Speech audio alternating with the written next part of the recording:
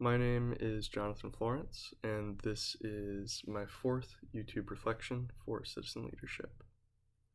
So, the first question that I have here is referring to the podcast that we had to listen to, and it's asking how the people on the podcast exemplified practicing socially responsible leadership.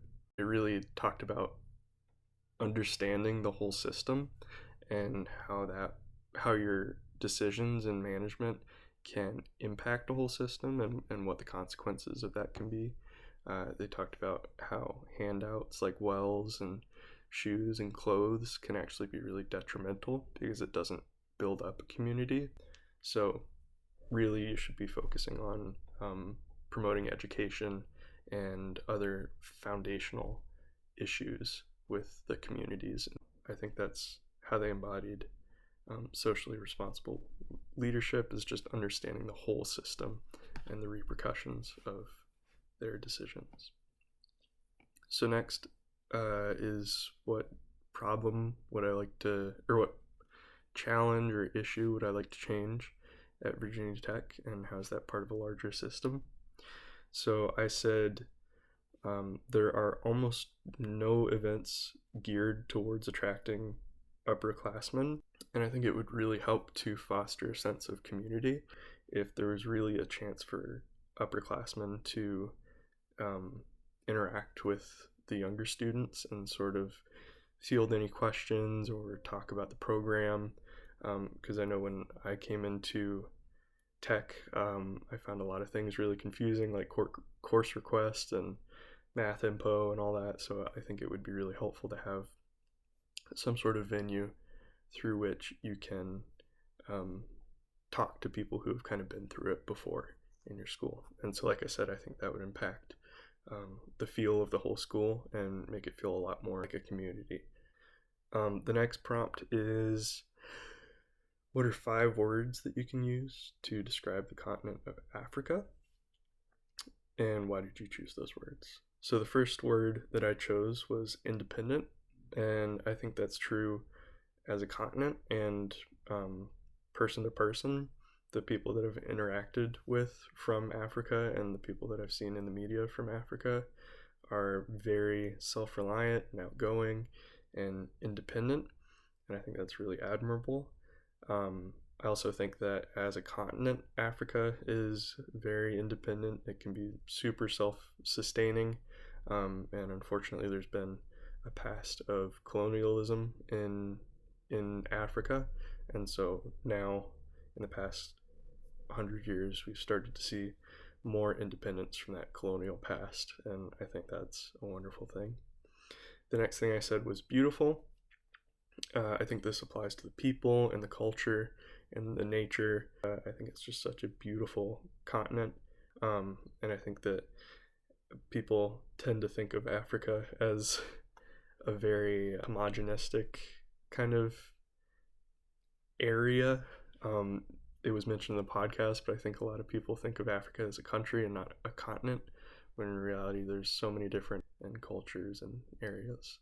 And so that leads me to my next word, which is diverse. I think that Africa is just so large. It accommodates so many different cultures and so many different areas. There's a ton of diverse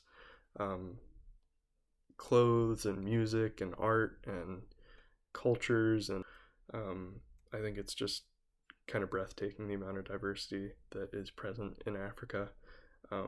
Even though it's a big continent, there's just so many different countries and areas that you can hone in on and find some amazing things. Next I said conflict.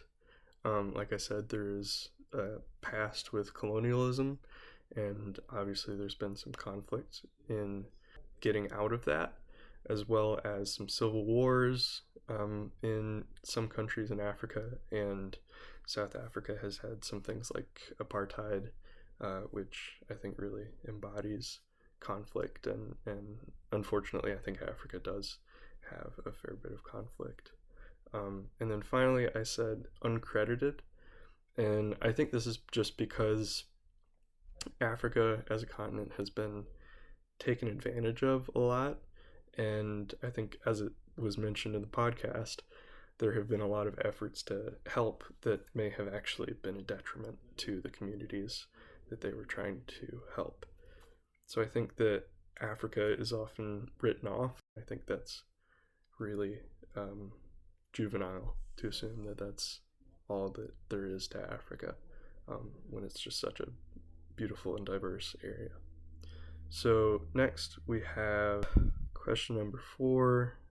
We have Julius Nyerire's essay, and it's asking, how could this be framed as a philosophy of leadership? So I said we can see his view of socialist Africa as a parallel to the idea that we are all both leaders and followers. We are responsible for the welfare of others while simultaneously taking advantage of the communal hospitality. So we are both leading in the fact that we're taking responsibility, and following in the sense that we are taking advantage of the system. This differs from America because we usually have more of a top-down leadership. We have one person at the top who's very much defined as a leader, and they will be managing or influencing a number of people below them who are very much defined as followers. And then the 5th question is, think back to when you were at the beginning of class. What can you take from this class and use in your future leadership experiences?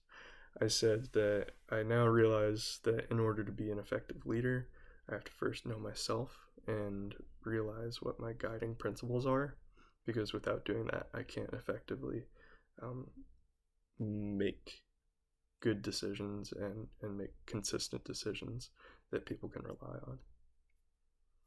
So that's all I have for this. Thank you. Goodbye.